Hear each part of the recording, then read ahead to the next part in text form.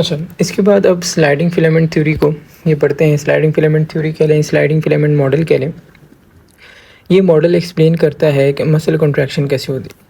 ये मॉडल क्या कहता है, अकॉर्डिंग टू दिस मॉडल जो थिन फिलामेंट्स हैं, जो हमने पढ़ा है एक्टिन फिलामेंट्स हैं, वो क्या करते हैं, वो पास्ट ओवर थिक फिलामेंट, मतलब एक्टिन फिलामेंट थिक फिलामेंट के ऊपर जो है मूव करते हैं, उनके ऊपर स्लाइड करते हैं। कैसे होता है मैं आपको एक्सप्लेन करते जाता हूँ। यही आगे मेंशन, एक्टिन फिलामेंट क्या करते हैं, ओवरलैप करते हैं किस पे, थिक फिलामेंट पे या मायोसिन फिलामेंट पे। एक्टिन फिलामेंट क्या करते हैं, ओवरलैप करते हैं। मतलब क्या है, थिन फिलामेंट थिक फिलामेंट पे ओवरलैप कर रहे हैं, बस ये बात है। अब ओवरलैप करने का ही मतलब है क्या कि मसल कॉन्ट्रैक्शन हो रही है। इसमें क्या क्या चेंजेस आएंगे, तो जेड लाइन जो है मैंने आपको जो बताया है कि दो सार्कोमेर के बीच में वो क्या हो जाती है, वो क्लोजर हो जाएगी। उसके बाद आई बैंड जो है वो शॉर्टन हो जाएंगे और एच जोन डिसअपेयर हो जाएगा। सारी चीज़ें हम देख लेते हैं, मगर एक चीज़ एमसीक्यू में बहुत आती है, वो ये होता है कि ए बैंड पे कोई फ़र्क नहीं पड़ता है, ये बिल्कुल एज इट इज़ रहता है। अब मैं आपको डायग्राम से दिखा देता हूँ। इस डायग्राम में देखें कि ये है हमारे पास बिफोर कंट्रैक्शन, ये जेड डिस्क है, ठीक है। ये सारा आई बैंड है, ये सारा ए बैंड है। अब होगा क्या कि जेड डिस्क, अब नीचे आप कंपेयर करें, जेड डिस्क कहाँ चलेगी, आगे चलेगी, मतलब क्या, जेड डिस्क शॉर्टन हो गई, ठीक है भाई।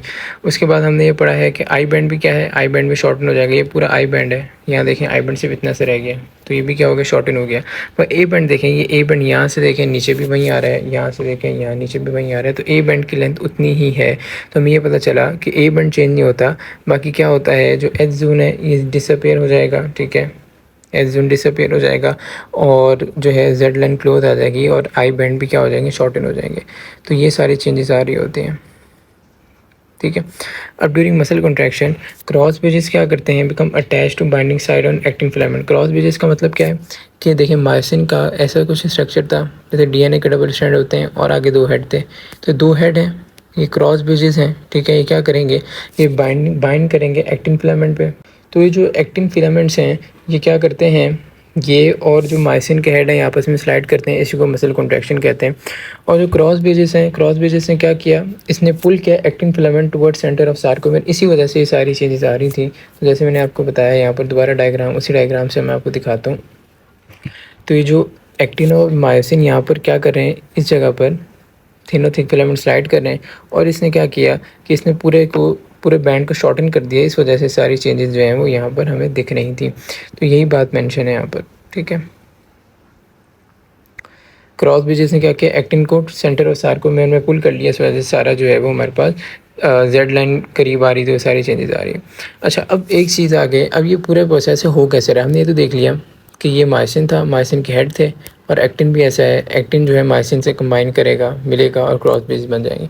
अब इसके पीछे भी कुछ प्रोसेस हो रहा है क्या, कि ड्यूरिंग क्रेस जो है हमने पढ़ा था, जो हमारे पास थिन फिलामेंट है उसमें तीन प्रोटीन होती हैं, ट्रोपोनिन, ट्रोपोमायोसिन और एक्टिन। जो ट्रोपोमायोसिन है ये एक्टिन का, जो जहाँ पर एक्टिन ने बाइंड करना है मायोसिन के साथ, थिन फिलामेंट के साथ, उसकी बाइंडिंग साइड को कवर करके रखता है। मैं आपको ये दूसरी डायग्राम से दिखाता हूँ, ये मैं आपको इस डायग्राम से दिखाता हूँ कि देखें तीन प्रोटीन्स हैं, एक्टिन, ट्रोपोमायोसिन और ट्रोपोनिन। ये जो ट्रोपोमायोसिन है ये एक्टिन की बाइंडिंग साइट को कवर करके रखता है ड्यूरिंग रेस्ट, ताकि ये इसकी मायोसिन या थिक फिलामेंट से बाइंडिंग ना हो। जब क्या होगा, जब कॉन्ट्रैक्शन होनी होगी तो कैल्शियम आएगा, कैल्शियम आके बाइंड कर जाएगा ट्रोपोनिन के साथ। गौर से सुनिएगा, ये थोड़ा सा कॉम्प्लेक्स है। कैल्शियम आके बाइंड करेगा ट्रोपोनिन के साथ, ट्रोपोनिन के साथ जब बाइंड करेगा, ट्रोपोनिन की थोड़ी सी जो है वो शेप, या आप कह लें थोड़ा सा जो इसकी पोजीशन है चेंज होगी। वो चेंज होने की वजह से जो ट्रोपोमायोसिन ने एक्टिन की बाइंडिंग साइड को कवर किया हुआ था, ट्रोपोमायोसिन क्या करेगा, थोड़ा सा वो भी अपनी जगह से हटेगा, ये अपनी जगह से हटा ट्रोपोनिन, ट्रोपोमायोसिन भी अपनी जगह से हटेगा, और एक्टिन की बाइंडिंग साइड अब क्या हो गई, अब एक्सपोज हो गई। अब इस पर मायोसिन आके अटैच होके कॉन्ट्रैक्शन करवा सकता है। तो ये सारी चीज़ें हो रही हैं। यही बात यहाँ पर मेंशन है कि ट्रोपोमायोसिन जो है रेस्ट के टाइम पर ये क्या होता है कि ये कवर किया होता है बाइंडिंग साइड ऑफ एक्टिन को। फिर जब कॉन्ट्रैक्शन होती है, कैल्शियम आता है, ये बाइंड करता है ट्रोपोनिन से, ट्रोपोनिन क्या करता है, ट्रोपोमायोसिन को थोड़ा सा मूव कराता है। ट्रोपोमायोसिन मूव कर जाएगा तो एक्टिन की बाइंडिंग साइड क्या हो जाएगी, एक्सपोज हो जाएगी। वहाँ पर मायोसिन हेड जो है वो अटैच हो जाएगा और कॉन्ट्रैक्शन हो जाएगी, और कॉन्ट्रैक्शन में एटीपी यूज़ होती है, एटीपी हाइड्रोलाइज होती है। अब एक कंडीशन है रिगर मोर्टिस। इसमें क्या होता है कि हम मिसाल के तौर पर जब कॉन्ट्रैक्शन हो गई, ये एक्टिन है और ये मायोसिन है, ठीक है, ये कॉन्ट्रैक्शन हो गई। अब कॉन्ट्रैक्शन होगी तो मायोसिन हेड को डिटैच भी होना है ज़ाहिर है एक्टिन से, तो कॉन्ट्रैक्शन ख़त्म हो गई, फिर कॉन्ट्रैक्शन होगी, ऐसे प्रोसेस चलता रहता है। जब डिटैच होने के लिए एटीपी हमें चाहिए होता है, ठीक है। ये बहुत इंपॉर्टेंट एमसीक्यू है। डिटैच होने के लिए जब एक्टिन और मायोसिन के जब बाइंडिंग हो गई है, इनको आपस में बाइंडिंग ख़त्म करने के लिए, डिटैच होने के लिए एटीपी चाहिए। अब जब अगर किसी बंदे की डेथ हो गई है तो एटीपी लेवल ज़ाहिर है एनर्जी लेवल फॉल कर जाएगा, क्योंकि सारे प्रोसेसेस ज़ाहिर है डेथ के बाद ख़त्म हो जाते हैं। जब एटीपी कम होगा तो ये बाइंडिंग क्या होगी, ये बाइंडिंग हुई भी रहेगी, मसल कॉन्ट्रैक्ट रहेंगे, बाइंडिंग ख़त्म नहीं हो पाएगी, तो लिंक जो है एक्टिन और मायोसिन का टूट नहीं पाएगा। जब टूट नहीं पाएगा तो ये कॉन्ट्रैक्शन हो जाएगी बॉडी में और बॉडी स्टिफ हो जाएगी। इसको हम कहते हैं रिगर मोर्टिस, ठीक है। ये इंपॉर्टेंट एमसीक्यू है, पूछ लिया जाता है। अब एक और टर्म है मोटर यूनिट। मोटर यूनिट क्या है कि जितने भी मसल है, all muscle innervated by single motor neuron. जितने भी मसल फाइबर्स हैं, मिसाल के तौर पर मसल फाइबर, मसल सेल को कहते हैं, ये मसल फाइबर मैं बना रहा हूँ, बहुत सारे मसल फाइबर मैंने बना दिए। एक न्यूरॉन है, ठीक है, ब्रेन का जो बेसिक सेल है, एक न्यूरॉन ने आके सबको इनर्वेट किया तो ये पूरा कहलाएगा मोटर यूनिट, ठीक है। जितने भी मसल फाइबर एक न्यूरॉन इनर्वेट करते हैं उसको कहेंगे मसल मोटर यूनिट। तो सारे muscle fibre innervated by single motor neuron, ये क्या बनाता है, मोटर यूनिट बनाता है, और सारे कॉन्ट्रैक्ट करते हैं साइमल्टेनियसली।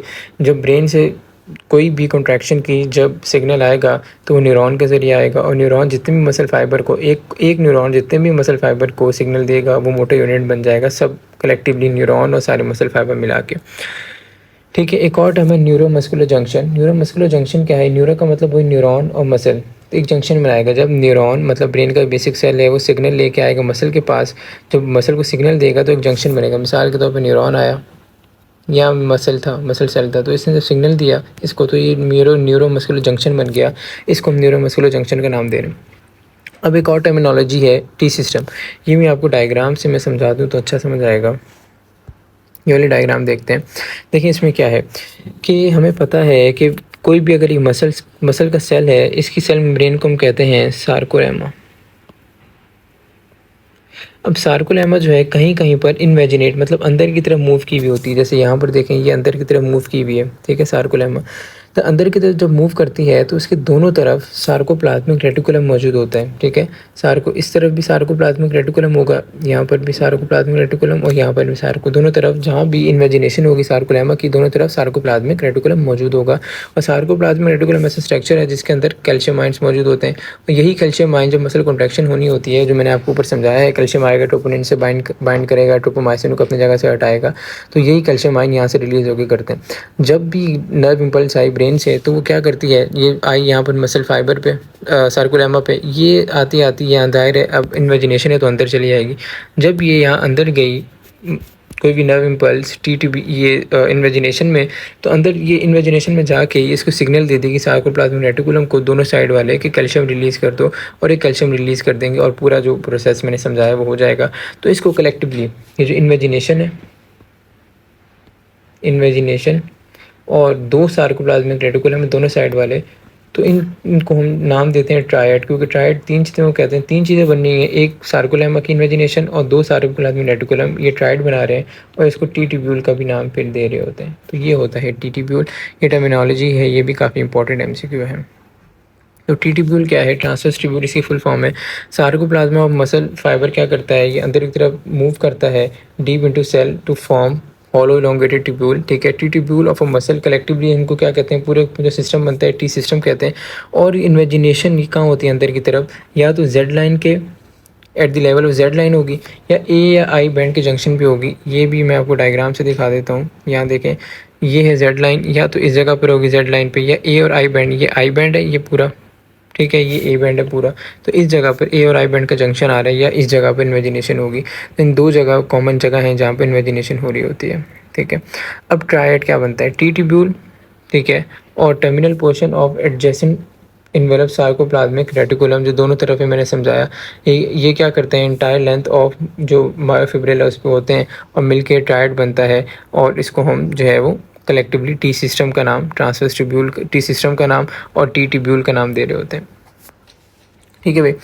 अब मसल कॉन्ट्रैक्शन में क्या क्या प्रोसेस होंगे, अब एक बार इसको जो है सीक्वेंस वाइज देख लेते हैं। नर्व इम्पल्स आई ब्रेन से सिग्नल इस मोटर न्यूरॉन की फॉर्म में आया, ये सार्कोलेमा में आया। सार्कोलेमा वही मसल सेल की जो सेल मेम्ब्रेन है, टी ट्यूब्यूल में जाएगा अंदर इन्वेजिनेशन जो है, और टी ट्यूब्यूल में जाके क्या करेगा, सार्कोप्लाज्मिक रेटिकुलम को सिग्नल देगा, उसके अंदर कैल्शियम है, वो कैल्शियम को रिलीज़ करेगा, और कैल्शियम गेट्स ओपन होंगे, कैल्शियम बाहर आएगा, कैल्शियम ट्रोपोनिन से बाइंड करेगा और वही ट्रोपोमाइसिन को हटाएगा और कॉन्ट्रैक्शन हो जाएगी। तो ये एक सीक्वेंस वाइज चीज़ें हो रही हैं। अब एक और टर्मिनोलॉजी है ऑल और नॉन रिस्पॉन्स। इसमें क्या होता है कि अगर ये मसल फाइबर है, मसल का सेल है, इसके अंदर बहुत सारे, मैंने समझा चुका हूँ आपको पिछली वीडियोज़ में, धागे स्ट्रक्चर होते हैं, इनको हम नाम देते हैं मायोफिब्रिल। अब मायोफिब्रिल में थिक फिलामेंट और थिन फिलामेंट दोनों होते हैं। तो कोई भी मसल फाइबर में ऐसा नहीं हो सकता, अगर मिसाल के तौर पे मैंने बनाए हैं ये 1 2 3 4 5 6 मायोफिब्रिल, 6 धागे बनाए हैं, ऐसा नहीं हो सकता अगर सिग्नल इसके पास आए और 3 धागे कॉन्ट्रैक्ट कर जाएं, 3 ना करें, ऐसा नहीं हो सकता। तो मसल सेल में जितने भी मायोफिब्रिल मौजूद हैं वो सारे कॉन्ट्रैक्ट करेंगे या सारे नहीं करेंगे, इसको ऑल और नॉन रिस्पॉन्स कहते हैं। अच्छा भाई, अब कुछ डिसऑर्डर्स हैं, मस्कुलर डिसऑर्डर्स, उनको एक नज़र देख लेते हैं। पहला है मसल फटीग। मसल फटीग क्या है कि inability of muscle to contract, मतलब मसल कॉन्ट्रैक्ट ना हो पाए। अब इसका रीज़न क्या होगा कि मसल कॉन्ट्रैक्ट होने के लिए एटीपी चाहिए, जैसे हम पढ़ चुके हैं। तो लो लेवल ऑफ एटीपी हो जाए, लो लेवल ऑफ एनर्जी हो जाए तो मसल कॉन्ट्रैक्ट नहीं हो पाएगा, या नो एटीपी हो या लो लेवल ऑफ एटीपी हो। तो इसमें क्या होगा कि मसल जो है स्टेट ऑफ कंटिन्यूस कॉन्ट्रैक्शन में, मैंने जैसे ऊपर आपको समझाया है कि मसल कॉन्ट्रैक्ट होता है, फिर उसके बाद रिलैक्स होता है, वो जो क्रॉस ब्रिजेस बनते हैं, टूटते हैं, उसके लिए एटीपी रिक्वायर्ड होता है। तो एटीपी का लेवल ही कम हो जाएगा तो कंटिन्यूस कॉन्ट्रैक्शन ही रहेगी और cross bridges unable to detach नहीं हो पाएंगे। अब इसमें होता क्या है, जब हमें एनर्जी तो चाहिए कुछ ना कुछ करके, हम एरोबिक से फिर एनारोबिक कंडीशन में जाना शुरू हो जाते हैं। एनारोबिक कंडीशन वो है जहाँ पर ऑक्सीजन यूज़ नहीं होता, मगर इसका नुकसान क्या है कि इसमें लैक्टिक एसिड बनना शुरू हो जाता है। एनारोबिक रेस्पिरेशन ऐसी होती है, ग्लूकोज टूट जाता है, किस में एनर्जी देता है, मगर इसके साथ हमें लैक्टिक एसिड भी बना के दे देता है। इसमें ये रिस्पिरेशन है, मगर इसमें ऑक्सीजन नहीं हो रही, तो एनारोबिक रिस्पिरेशन है। अब लैक्टिक एसिड के नुकसान क्या होंगे, एसिड की पीएच कम होती है, पीएच ड्रॉप कर देगा, और दूसरा आयन का इम्बैलेंस कर देगा बहुत ज़्यादा, और मसल जो है वो कॉन्ट्रैक्ट नहीं हो पाएगा, अनेबल टू कॉन्ट्रैक्ट। तो ये सारी चीज़ें मसल फटीग में हो रही होती हैं। इसके बाद दूसरी है जो है वो है मसल टेटनी। मसल टेटनी जो है, ये टेटनी का इस चीज़ का नाम है कि इनवॉलेंट्री कॉन्ट्रैक्शन, मतलब हमारे चाहे बगैर मसल कॉन्ट्रैक्ट करना शुरू हो जाए। अब इसका रीज़न क्या है कि बॉडी में, ब्लड में कैल्शियम का लेवल कम हो जाए। जब कैल्शियम का लेवल कम होगा तो ऐसे कुछ सिग्नल जनरेट हो जाते हैं कि हमारा मसल जो है वो इनवॉलेंट्री, मतलब खुद कॉन्ट्रैक्ट होना शुरू हो जाता है। अब क्या होगा कि एक्साइटेबिलिटी ऑफ न्यूरॉन, जब कैल्शियम का लेवल कम होगा तो न्यूरॉन जो ब्रेन का बेसिक सेल है वो ज़्यादा एक्साइट होंगे, ज़्यादा एक्साइट होंगे तो ज़्यादा सिग्नल देंगे, ज़्यादा सिग्नल देंगे तो मसल ज़्यादा कॉन्ट्रैक्ट होंगे। मसल ट्विचेस, मसल में ट्विचेस और कन्वर्जेंस आना शुरू हो जाएंगी, और सेंसेशन, लॉस ऑफ सेंसेशन, मतलब फीलिंग, लॉस ऑफ फीलिंग ख़त्म हो जाएगी अगर इसको ट्रीट ना किया जाए। तो इनवॉलेंट्री कॉन्ट्रैक्शन और लैरिंग्स अगर हो जाए, मिसाल के तौर पर लैरिंग्स क्या है, ये अगर हमारा जो आप रिस्पिरेटरी पैसेज देखें, लैरिंग्स होता है, इसको वॉइस बॉक्स कहते हैं, नीचे ट्रैकिया कंटिन्यू हो जाता है, फिर यहाँ पर ब्रोंकस आ जाएंगे, राइट और लेफ्ट, वो लंग्स में ब्रोंक्यूल से सारे एंटर हो जाएगा। तो जो इनवॉलेंट्री कंडीशन लैरिंग्स अगर हो जाए, तो लैरिंग इतना ज़्यादा सीवियर कंडीशन हो जाए तो रिस्पायरेटरी पैरालिसिस हो जाता है। जब रिस्पायरेटरी पैरालिसिस होगा तो आपको सांस लेने और सारी बहुत ज़्यादा मुश्किल शुरू हो जाएंगे, इवन इतना सीवियर हो सकता है कि डेथ भी हो सकती है। तो ये चीज़ है मस्कुलर टेटनी। इसके बाद हम देखते हैं कि सोर्स ऑफ एनर्जी क्या है हमारे मसल कॉन्ट्रैक्शन के लिए। सबसे पहली सोर्स है एटीपी, जो किससे आती है, रिस्पायरेशन से आती है। दूसरी क्या होती है, अगर मिसाल के तौर पर एक्सरसाइज करें तो आपको बहुत ज़्यादा एनर्जी चाहिए, तो एटीपी पूरा नहीं हो पाता। फिर एक और मॉलिक्यूल है क्रिएटिन फॉस्फेट, जो कि यूजुअली मसल्स में स्टोर होता है। यही मेंशन है, जब ज़्यादा एनर्जी चाहिए हो तो ये क्रिएटिन फॉस्फेट यूज़ करते हैं, एटीपी क्योंकि ख़त्म हो चुका होता है और ये मसल में स्टोर हुआ होता है। उसके बाद थर्ड जो है, अगर ये भी हम ख़त्म कर चुके हों तो एनारोबिक रिस्पायरेशन शुरू हो जाती है। मगर एनारोबिक रिस्पायरेशन में, जैसे मैंने आपको ऊपर बताया कि लैक्टिक एसिड प्रोड्यूस होता है, lactic acid muscle fatigue cause करता है। अच्छा, अब जब मिसाल के तौर पर एनारोबिक रिस्पायरेशन हो गई, लैक्टिक एसिड बहुत ज़्यादा बन गया, लैक्टिक एसिड बन गया। अब लैक्टिक एसिड, अब मिसाल के तौर पर हम एक्सरसाइज कर रहे थे, अब एक्सरसाइज ख़त्म कर ली हमने। अब क्या होगा, जब रेस्ट में आ गए, एक्सरसाइज ख़त्म की तो रेस्ट में आ गए, तो 1/5 ऑफ लैक्टिक एसिड जो है वो किस में कन्वर्ट हो जाएगा, ग्लूकोज में कन्वर्ट हो जाएगा। और ग्लूकोज आपको पता है कि एनर्जी का सोर्स है, तो जो एनर्जी इससे आएगी वो फर्दर जो आगे 1/5 अभी कन्वर्ट हुआ था, जो 4/5 अभी बाकी है, उस 4/5 को भी ग्लूकोज में कन्वर्ट करके उससे फिर हम एनर्जी ले लेंगे। तो ऐसे लैक्टिक एसिड को फिर ग्लूकोज में कन्वर्ट करके एनर्जी ले ली जाती है। अब effect of exercise in muscle क्या होता है, जब मसल जो है हम एक्टिवली यूज़ करते रहते हैं, जैसे जिम वगैरह जो लोग ज़्यादा करते हैं, उनमें क्या होगी, उनमें स्ट्रेंथ ज़्यादा हो जाती है, ठीक है, उनमें मसल की जिस मसल को ज़्यादा यूज़ किया जाए उसकी स्ट्रेंथ ज़्यादा हो जाती है और क्या हो जाता है उसमें ज़्यादा एफिशिएंट और फटीग रेजिस्टेंट हो जाता है, ठीक है। उसमें फटीग, अगर एक बंदा है बहुत ज़्यादा एक्सरसाइज करता है, हो सकता है उसके मसल जो है वो 30 मिनट बाद फटीग हो, और कोई ऐसा बंदा है जो एक्सरसाइज कम करता है उसके मसल जो है 5 मिनट बाद फटीग हो जाए, तो ये उनमें फ़र्क आ जाता है, फटीग रेजिस्टेंट हो जाते हैं। उसके बाद मसल के अराउंड कैपिलरीज ज़्यादा बढ़ जाती हैं ताकि उनको अच्छी ज़्यादा ब्लड सप्लाई मिले, और ज़्यादा ब्लड सप्लाई मिले, ज़्यादा ऑक्सीजन मिले और ज़्यादा रिस्पायरेशन करके एनर्जी लेके वो मसल फटीग से बचा सकें। ऐसे ही इसी वजह से फटीग रेजिस्टेंट होते हैं, क्योंकि ज़्यादा ब्लड सप्लाई है, ज़्यादा एनर्जी वो गेन कर सकते हैं। अच्छा, उसके बाद क्या होता है, माइटोकॉन्ड्रिया भी बढ़ जाते हैं। माइटोकॉन्ड्रिया बढ़ने का भी यही रीज़न है कि ज़्यादा रिस्पायरेशन करें, ज़्यादा एनर्जी गेन कर लें और अल्टीमेटली फटीग रेजिस्टेंट ऐसे बन जाते हैं। और फाइबर में जो मसल फाइबर्स हैं, जो मसल सेल हैं, उनके अंदर क्या होता है, मायोग्लोबिन की क्वांटिटी बढ़ जाती है। मायोग्लोबिन आपको पता है एक पिगमेंट है जिसका फंक्शन क्या है, ऑक्सीजन को स्टोर करना। ऑक्सीजन को स्टोर करना वही फंक्शन आ जाएगा कि ऑक्सीजन स्टोर होगी तो रिस्पायरेशन हो सकेगी और फटीग रेजिस्टेंट बन जाएंगे। अच्छा, अगर मसल इमोबिलाइजेशन हो जाए, मतलब मसल का यूज़ बिल्कुल ना करें, तो क्या होगी, मसल बहुत ज़्यादा वीक होना शुरू हो जाएंगे और मसल एट्रोफी मतलब क्या है कि मसल का मास वगैरह कम होना शुरू हो जाएगा। अच्छा, अब एक कंडीशन है टेटनस, ठीक है। टेटनस क्या है, आपने सुना होगा कि किसी को चोट लग जाए तो आप कहते हैं टेटनस का इंजेक्शन लगवा लो। तो ये ऐसा इन्फेक्शन है जो कि एक एनारोबिक बैक्टीरिया कॉज करता है, क्लोस्ट्राइडियम टेटनाई। इसमें होता क्या है कि परसिस्टेंट स्पाज्म ऑफ मसल हो जाता है। मतलब क्या कि मसल स्पाज्म का मतलब इनवॉलेंट्री कॉन्ट्रैक्शन है, तो परसिस्टेंट मतलब कांस्टेंट जो है मसल की इनवॉलेंट्री कॉन्ट्रैक्शन होना शुरू हो जाएगी इस बैक्टीरिया की वजह से। क्लोस्ट्राइडियम टेटनाई, आपको नाम याद होना चाहिए। ज़्यादा कौन से मसल इफेक्ट होते हैं, जॉ के मसल और नेक के मसल ज़्यादा इफेक्ट होते हैं, और ये इतना ज़्यादा जॉ के मसल में इफेक्ट कर सकता है कि जॉ के मसल में बिल्कुल फिक्स कर दे, मूव ना कर पाएँ, फिक्स रिजिडिटी हो जाए जॉ के मसल में, जिसको हम जॉ लॉक जॉस कहते हैं, बिल्कुल जॉ जो है मूव ना हो पाए। और spasm of muscle of trunk भी कर सकता है, और लिम्ब मतलब हाथों के हमारे पूरे जो आप हेड से लेके हमारे जो पूरा ढांचा है उसके मसल, ट्रंक के मसल्स को भी क्या कर सकता है, स्पाज्म मतलब वही इनवॉलेंट्री कॉन्ट्रैक्शन कॉज कर सकता है, और वही डेथ हो सकती है। क्यों? क्योंकि रिस्पायरेटरी फेलियर वही लैरिंग्स के मसल को अगर इफेक्ट करे तो रिस्पायरेटरी फेलियर हो जाएगा। अगली कंडीशन है मस्कुलर क्रैम्प। मस्कुलर क्रैम्प क्या है, technique contraction of entire muscle, वही involuntary contraction of entire muscle की जब हो जाए। अब ये कब होती है, ये फ्यू सेकंड से लेके कुछ घंटों तक भी हो सकती है। और कौन से मसल ज़्यादा इफेक्ट होते हैं, इसमें थाई के और हिप के मसल ज़्यादा इफेक्ट होते हैं। और ये यूजुअली आपने सुना होगा कि कोई स्पोर्ट्स पर्सन है उसको मसल क्रैम्प हो गया, तो ये ज़्यादा यूजुअली एक्सरसाइज के बाद होता है। तो ये कॉज आपको पता होना चाहिए कि आप टेटनस और मसल क्रैम्प में क्या कर सकें, डिफरेंशिएट कर सकें। हो तो दोनों में टेक्निक कॉन्ट्रैक्शन मतलब इनवॉलेंट्री कॉन्ट्रैक्शन हो रही है, मगर ये इतना सीवियर नहीं है मसल क्रैम्प। क्यों? क्योंकि ये एक्सरसाइज के बाद है और ये कुछ टाइम बाद सही भी हो जाता है, मगर ये जो है ये एक इन्फेक्शन है, तो इसको प्रॉपर ट्रीटमेंट इसका चाहिए होता है। अब ये मस्कुलर क्रैम्प क्यों होता है, इसके कुछ रीजंस हैं।